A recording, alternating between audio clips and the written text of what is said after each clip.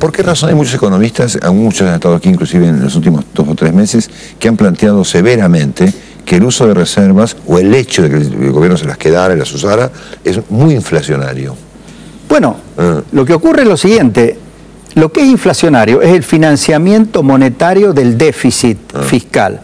El déficit fiscal es enorme, lo tienen escondido en buena medida, pero ya no lo van a poder esconder este año 2010 y el año 2011, y ese necesariamente lo van a financiar con emisión. En principio lo podrían financiar con deuda interna, porque el gobierno puede colocar deuda en el sistema bancario, pero si el gobierno absorbe toda la capacidad prestable de los bancos, entonces los bancos van a producir una contracción del crédito del sector privado. Han puesto una presidenta del Banco Central que quiere que haya mucho crédito para el sector privado. Entonces, ¿cómo se concilia que el gobierno esté tomando crédito para financiar su déficit con disponibilidad de crédito para el sector privado?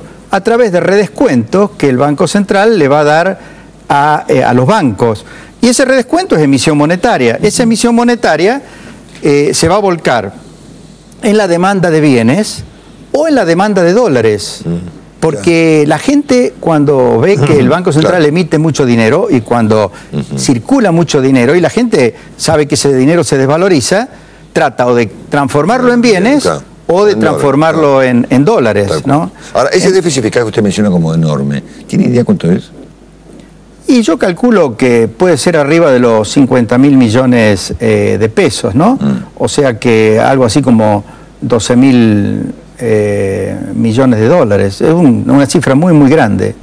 Ahora, el déficit, además, es mucho mayor a lo que muestran las cuentas, porque se está produciendo el mismo fenómeno que se produjo al final del gobierno de Alfonsín, en la década de los 80, y por las mismas razones. Se está acumulando una deuda enorme con los jubilados, porque no cumplieron con las leyes jubilatorias. En particular, los jubilados que cobran o que debían cobrar arriba del mínimo, desde el año 2002 hasta el 2008 prácticamente no le ajustaron las jubilaciones. Todos esos jubilados, con justa razón, recurren a la justicia. Ya ha salido un fallo, el caso Badaro, que dice que tienen que darle 88% de aumento a todos esos jubilados para compensar por los aumentos que no se dieron hasta diciembre del 2006, pero después siguieron 2 años más sin darse aumentos. Así que ahí hay una bola de nieve muy grande, porque no solo una vez que se convaliden las sentencias que van saliendo, tienen que ajustar las jubilaciones hacia adelante, sino que tienen que reconocer la deuda por lo no pagado. El mismo problema que heredamos a principios de la década del 90, y que resolvimos en el año 91 y 92 con la emisión de nada menos que 18.000 millones de pesos o dólares en bocones previsionales. Que eso, los que hacen las cuentas de la deuda, dicen que es aumento de la deuda de la década de los 90. No, esa era una deuda que se había acumulado en la década de los 80 por incumplimiento de las leyes jubilatorias, que se consolidó y se contabilizó en la década de los 90. Lo mismo le va a pasar al próximo gobierno, porque que se va a ir en diciembre del 2011, va a dejar también una enorme deuda con los jubilados, con sentencias, en muchos casos firmes, obligatorias de ser cumplidas. Pero además están demorando los pagos con proveedores y contratistas. También demoran pagos de subsidios que se han comprometido a dar. Se está formando ahí una deuda flotante muy grande a nivel nacional y en las provincias. Todo eso también es déficit. El problema de la inflación es que es una fábrica de pobres, crea cada vez más pobreza. Ahora, si ellos creen que el único problema que crea la inflación es un problema de pérdida de competitividad, creen que se resuelve con una devaluación.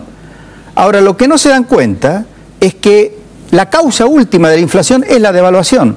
Porque hemos tenido desde el 2002 hasta ahora más o menos un 250% de inflación efectiva o 300% de inflación efectiva. Porque en el 2002 el precio del dólar prácticamente subió de 1 a 4. Después bajó a 3, pero ahora está cerca de 4 de nuevo. Entonces, la devaluación es lo mismo que la emisión monetaria, es una medida monetaria que a la larga o a la corta, en este caso se tomó bastante tiempo, se transforma totalmente en inflación, en aumento de los precios. Porque esta vez demoró como 7 años en trasladarse la devaluación totalmente a los precios, porque intervinieron creando distorsiones, por ejemplo, con retenciones, con controles de precios, con congelamiento de tarifas. Pero justamente todas esas distorsiones tienen un efecto boomerang, porque desalienta la inversión en esos sectores, luego cae la producción y se da la paradoja que se da ahora, que ahora no hay suficiente leche para abastecer el mercado interno, así que olvídese de exportar productos lácteos. Lo mismo va a pasar con la carne, no va a haber suficiente carne para abastecer el mercado interno. Y probablemente va a haber momentos en que el precio de la carne en el mercado interno va a ser incluso más alto que el precio internacional. ¿Lo quiere decir entonces que para usted el tema de reservas para pagar deuda es lo de menos? Es que se están ahogando en un vaso de agua, es un tema irrelevante. Lo que sí es muy relevante es el tema del gasto, de cómo se financia ese gasto. Por eso el planteo correcto, que a mi criterio hace la oposición, es rediscutamos el presupuesto y sinceremos el presupuesto, pongamos todas las partidas que tienen que estar dentro del presupuesto.